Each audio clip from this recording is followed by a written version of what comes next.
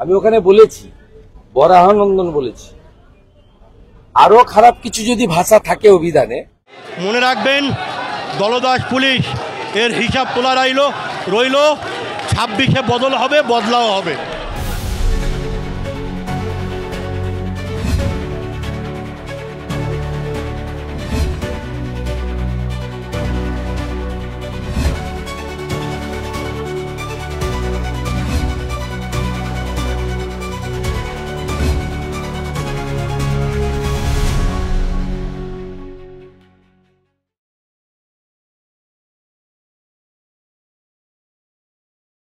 অর্থাৎ অভয়ার বাবা, তিনিও আপাতত সাথেই থাকবেন।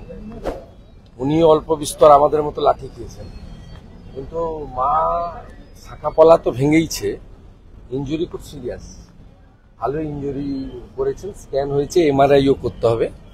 এবং অলরেডি মানে প্রাইমারি যা করা, চ্যানেল করা, সেলাইন দেওয়া, সিটি স্ক্যান করা, লোয়ার অ্যাবডোমেনকে আল্ট্রাসোনোগ্রাফি করা, ফুল ফেজে ডাক্তাররা খুব টেক কেয়ার করে করছেন। সকলেরই একটা ইমোশন অভয়ার বাবা মা বা অভয়ার পরিবারের প্রতি আছে। একটা অরাজনৈতিক আন্দোলন, সেখানে কি এমন ঘটনা ঘটলো, লাঠিচার্জ হলো? এক্ষুনি কি বলবে, অ্যাডমিশন নিলেও মানে she is not okay, she is serious, তবে জ্ঞান আছে, কথা বলার চেষ্টা করছিলেন, আমি বলিনি। দুটো চোখ থেকে অঝরে জল পড়ছে, সেটা হয়তো মেয়ের বিচার চাইতে গিয়ে মার খাওয়ার জন্য হতে পারে। পেনও আছে, আমার সামনেই ডাক্তারবাবুরা কিছু চেক আপ করছিলেন, দেখলাম উনি মানে ডিসকমফোর্ট ফিল করছেন। অভয়ের মাকে আজকে এইভাবে মার খেতে হলো, মাথা ফুলে গেল, এতটা চোট পেলেন তিনি, এটা কি চললো? এটা কিন্তু পুলিশের একটা মারাত্মক। আসল কথা, বিনীত গোয়েলকে বাঁচাতে চায় মনোজ বার্মা। আমি ওখানে বলেছি, বরাহানন্দন বলেছি, আরো খারাপ কিছু যদি ভাষা থাকে অভিধানে, এটা মনোজ বার্মাদের ক্ষেত্রে, মমতা পুলিশের ক্ষেত্রে অ্যাপ্রোপ্রিয়েট। আরো যদি কিছু ভাষা থাকে, আমি আপনাকে বলছি, এরা এই দুটো উইটনেসকে খতম করতে চেয়েছিল, যাতে এই কেসটা ক্লোজ হয়ে যায়। কারণ ওরা খুব ভীত, আতঙ্কিত। অভিজিৎ সরকারের কেসে পরেশ পাল, স্বপন সমাদ্দারের পরিণতি দেখে, নারকেলডাঙ্গার ওসি জেলে যাওয়া দেখে ওরা ভাবছেন এর বাবা মা যেভাবে লেগে আছে, কোর্টে যেভাবে লড়াই করছে, 18 আগস্ট আবার ডেট আছে, যেটা সুপ্রিম কোর্ট থেকে ফিরিয়ে দিয়েছে কেস, এরা দুজন তো নাছড় বাঁধা। অতএব এ তো বিনীত গোয়েল, সন্দীপ ঘোষ যাবে, আর বিনীত গোয়েল, সন্দীপ ঘোষের মোবাইল ফোন যদি ঠিকঠাক তদন্ত হয়, মমতা ঝাড়গ্রাম থেকে বসে কি করেছে, 14ই আগস্ট আরজিকর অতীন ঘোষকে দিয়ে ভাঙিয়েছে, সেটাও প্রমাণিত হবে, মমতাও জড়াবে। তাই আজকে মমতা পুলিশকে মনোজ বার্মার নেতৃত্বে মানে একেবারে হিংস্র কুকুরের মতো এদেরকে, তাদেরকে লেলিয়ে দেওয়া হয়েছে, বাবা মা সহ আন্দোলনকারীদের। আজকে এমন পরিস্থিতি হলো যে লাঠিচার্জ হলো, সাধু সন্তরাও আক্রান্ত হলেন, রাজনৈতিক আন্দোলন ছিল, বাবা মা করেছে তাকে বলুন, আমি লাঠিচার্জ করেছি নাকি, লাঠি খেয়েছি? পুলিশের ব্যবস্থা ছিল, আমরা দেখুন এর আগে যত নবান্ন অভিযান হয়েছে অনেকেই সেটিং করে করেন, আমরা তো পুলিশের সঙ্গে কথা বলিনি। সেই কারণে জাভেদ শামীমরা, সুপ্রতিম সরকাররা, মনোজ বার্মারা বলছিলেন কে ডেকেছে জানি না, কত লোক হবে জানি না, কোত্থেকে হবে জানি না, কেন বলে করতে হবে? হাইকোর্ট তো বলেই দিয়েছে এটা রাইট। আপনি ভিডিওগুলো দেখুন, ওয়ান সাইডেড, একটা সিঙ্গেল লাঠি ছিল না কারোর হাতে, কতগুলো ব্যানার ছিল, তাও প্লাস্টিকের স্টিকে, একটা লোকের হাতে ইট পাথর ছিল না। আর ওরা ইলেকট্রিক শক লাঠি, স্টিলের লাঠি, বেত, আপনার টিয়ার গ্যাস, রাবার বুলেট, সমস্ত ভাবে সজ্জিত হয়ে হাজারে হাজারে রাজীব কুমারের বাহিনী আর মনোজ বার্মার বাহিনীকে একেবারে ঘিয়ে ভাজা মানে পাগলা কুকুরের মতো লেলিয়ে দেওয়া হয়েছে। 30-40 হাজার আন্দোলনকারীর উপরে। সাধু সন্তদের উপরে আক্রমণ করা হলো। করবেই তো, হিন্দু বিরোধী সরকার বলেই তো ওর বাবা ওর মায়ের শাখা পলা ভেঙে দিয়েছে। সরকারটাই তো হিন্দু বিরোধী। এখানে আরো বেশ কয়েকজন জখম হয়ে ভর্তি হয়েছে, 6 জনের মতো আরো জখম হয়ে ভর্তি হয়েছে। এখানে মোট অ্যাডমিটেড হয়েছে এখনো অবধি 6 জন। তার মধ্যে রেবেকা মোল্লার হাত ভেঙেছে, মাথা স্টিচ হয়েছে, স্ক্যান হচ্ছে, ইন্টারনাল হেমারেজ থাকতে পারে। কাঁচড়াপাড়ার একটি প্রতিবাদী ছেলের, বাঁকুড়ার একটা ছেলের গাল কেটেছে, কান কেটেছে, হাত কেটেছে। এর বাইরেও আরো 15-16 জনকে কাউন্সিলর সজল ঘোষের নার্সিংহোমে এবং রেলের হসপিটালে করা হয়েছে। আমরা সিদ্ধান্তই নিয়েছিলাম কোনো ইনজোর্ডকে মমতার হসপিটালে পাঠাবো না। যেখানে অভয়া বোন সেফ নয়, সেখানে কোনো লোক সেফ নয় বলে আমরা মনে করি। তারা যখন আসলেন রাস্তাতে বিভিন্ন জায়গায় বাধা পেলেন, পুলিশের তাদের আটকালো, গাড়ি থামিয়ে ছবি তুললো, বারংবার এই বাধার মুখে তারা পড়লো।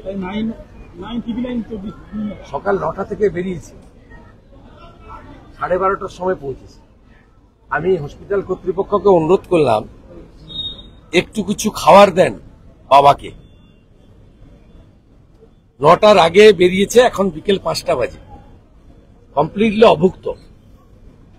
যার হুঁশ আছে তার নাম মানুষ। আমি মনে করি এই রাজ্যের মুখ্যমন্ত্রী হুঁশ নয়, হুঁশ নেই, তাই তিনি অমানুষ।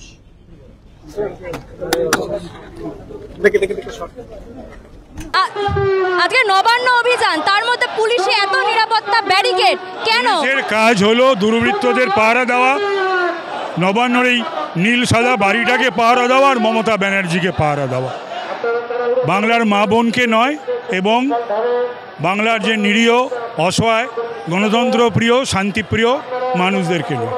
নীলবাড়িতে এত নিরাপত্তা রক্ষী, তারপরে কি নীলবাড়ি আজকে রক্ষা করা যাবে?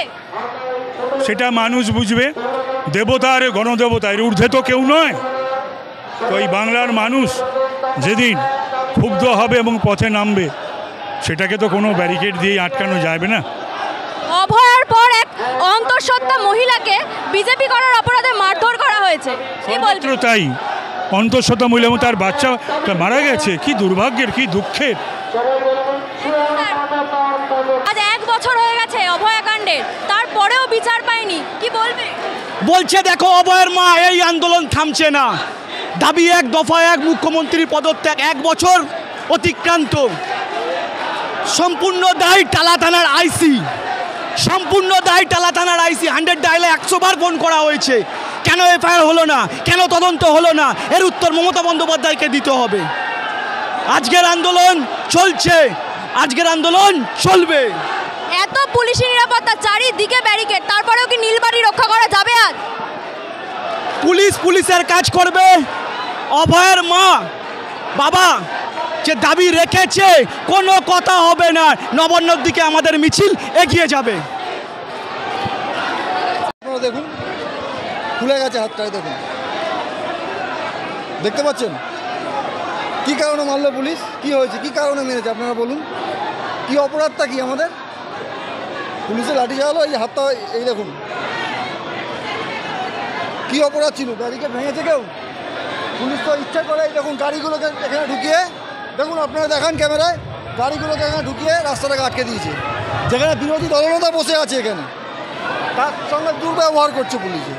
আজকে অবস্থা দেখুন, পাবলিক কী কারণে মেরেছে দেখুন, ক্যামেরা দেখান আপনারা, খুলে দিয়েছে হাতটাকে। আর কি বলবো বলুন আপনাদের? এই তো হচ্ছে মমতা পুলিশ।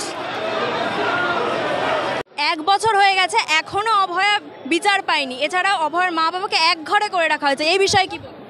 দেখুন, এটা পশ্চিমবঙ্গ এরকম ছিল না। 1 বছর আগে অভয়ের যে নারকীয় হত্যাকাণ্ড হয়েছে, তো 1 বছর অবধি আমরা কোনো বিচার পাইনি, যার জন্য আজকে আমরা পথে নেমেছি। মহিলারা স্পেশালি, অভয়ার মা বাবা প্রত্যেকের ডাকে ওরা দুজনেই মিলেই বলেছে। তা আমাদের এটা সামাজিক কর্তব্য, এবং আমাদেরও ঘরে আমাদের মেয়েরা রয়েছে, আমরা নিজেরা মেয়ে, আমরা সুরক্ষিত নই এই রাজ্যে। একজন মহিলা মুখ্যমন্ত্রী, তার রাজ্যে আমরা সুরক্ষিত নই। আজকে এই যে নবান্ন অভিযান কিছুটা হলেও ব্যাহত হলো, লাঠিচার্জ হলো, এতজন হাইকোর্টের অর্ডারে আমরা শান্তিপূর্ণ মিছিল করছিলাম। আমাদের নিরস্ত মানুষের উপরে পুলিশ নির্মমভাবে যে লাঠি চালিয়েছে, অভয়ার মা বাবার ডাকে 6 মানুষ আহত হয়েছে, কেউ রক্তাক্ত হয়েছে, কেউ মাথা ফাটিয়েছে। মনে রাখবেন, দলদাস পুলিশ এর হিসাব তোলা রইল 26-এ বদল হবে, বদলাও হবে।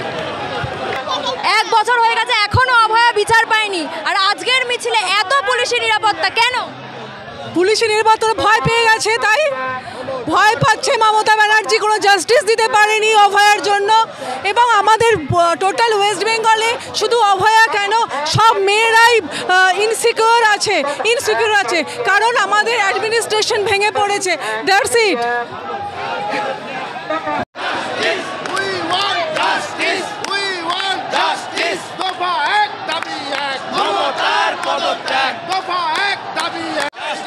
ওপিসি তুই চলে যা, বাংলাদেশে চলে যা, ওপিসি তুই চলে যা, বাংলাদেশে চলে যা, ওপিসি তুই চলে যা, বাংলাদেশে চলে যা, ওপিসি তুই চলে যা, বাংলাদেশে চলে যা, উই ওয়ান্ট জাস্টিস। এই যে নবান্ন অভিযান বন্ধ করে দেওয়া হলো, মাঝ রাস্তায় পুলিশ লাঠিচার্জ করলো, এই বিষয়ে আপনি কি? এরা আতঙ্কবাদী, এরা বাংলাতে থাকতে হবে না, এদেরকে উচিত জায়গা পৌঁছানো হবে 2026। এরা আতঙ্কবাদী, সন্ত্রাসবাদী, এটা জিহাদি।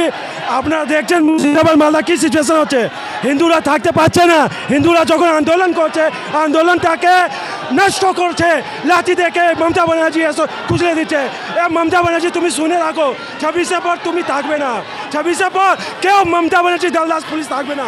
মমতা পুলিশে मतलब कि आखिरी दिन चलছে। पाप का घड़ा बढ़ता है, फूटने का समय आ जाता है। ये पापे घड़ा भरे গেছে। এখন 15 বছর যে কাজ করেছে সে পাপি রকম কাজ অনেক হয়ে গেছে। এখন মমতা পুলিশ যাবে, মমতা ব্যানার্জি যাবে। আমি বাংলা লোক থাকতে দেব না। যত বাঙালি করো, যত বাংলা কিছু চলবে না, কিছু চলতে দেব না। আমি সঙ্গে অনেক লোক আছে। ধন্যবাদ। আজকে আপনারা দেখেছেন যে হাইকোর্টের নির্দেশে আমরা বন অভয়ের জন্য সারা পশ্চিমবঙ্গের সাধারণ মানুষ আমরা রাজপথে নেমেছিলাম। গণতন্ত্রের একটাই আমাদের, যখন আমরা সব জায়গায় ধাক্কা খেয়েছি, অবদান আমরা রাজপথ বেছে নিয়েছি। সাধারণ মানুষদেরকে নিয়ে রাজপথে আমরা আওয়াজ তুলব একটাই, যে অভয়ার বিচার চাই। আজকে 1 বছর হয়ে গেল, আমরা দেখতে পেলাম যে আসল যারা খুনি তাদেরকে মুখ্যমন্ত্রী স্বয়ং আড়াল করছে, তাদেরকে বিভিন্ন জায়গায় প্রমোশন দিয়ে পাঠিয়ে দেওয়া হচ্ছে। কিসের স্বার্থে, কেন একজন ডাক্তার বোনকে এইভাবে হত্যা হতে হলো, সেই বিচার, সেই তদন্ত জনসমক্ষে তুলে দিতে আমরা দাবি জানাচ্ছি। কিন্তু এই 14 তলার মহারানী, দর্শনের রানী, ওনার কিসের ভয় সেটি আমরা এখন পর্যন্ত বুঝতে পারছি না। উনি বারে বলছেন মা মাটির দেশ, মা মাটি মানুষ। তাহলে মাদের যে অবস্থা, উনি কোন মাদেরকে, জেহাদি মাদের কথা বলছেন সেটা আমাদেরকে পশ্চিমবাংলার মাদের কথা বলছেন না জেহাদি মাদের কথা বলছেন। আমরা বিভিন্ন জায়গায় দেখতে পাচ্ছি ওনার দ্বিচারিতা। এই দ্বিচারিতার বিরুদ্ধে সাধারণ মানুষকে নিয়ে আমরা রাজপথে, বিরোধী দলের নেতা আমাদের পাশে আছেন, আমাদেরকে উনি দিয়েছেন আমি থাকবো। তাই ওনার নেতৃত্বে আমরা আজকে এসেছি নবান্ন করার জন্য। কিন্তু আপনারা দেখতে পেলেন রাস্তা হাজার পুলিশ দিয়ে ব্যারিকেড। কিসের ভয়? আজকে উনি কারোর সঙ্গে কথা বলছেন না এই ব্যাপারে। ভুলবো না। 1 বছর কেন, 10 বছর লাগলেও পাপে ধ্বংস হবে মমতা, পুতনা রাক্ষসী।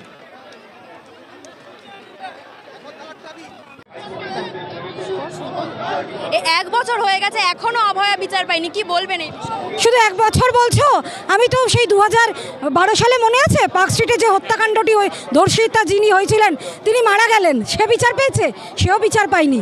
সুতরাং 2011 সালে সরকার পরিবর্তন হওয়ার পর যতগুলো ঘটনা ঘটেছে, কামদুনির মেয়েটি, সে বিচার পেয়েছে? পায়নি। তা একজনও বিচার পায়নি।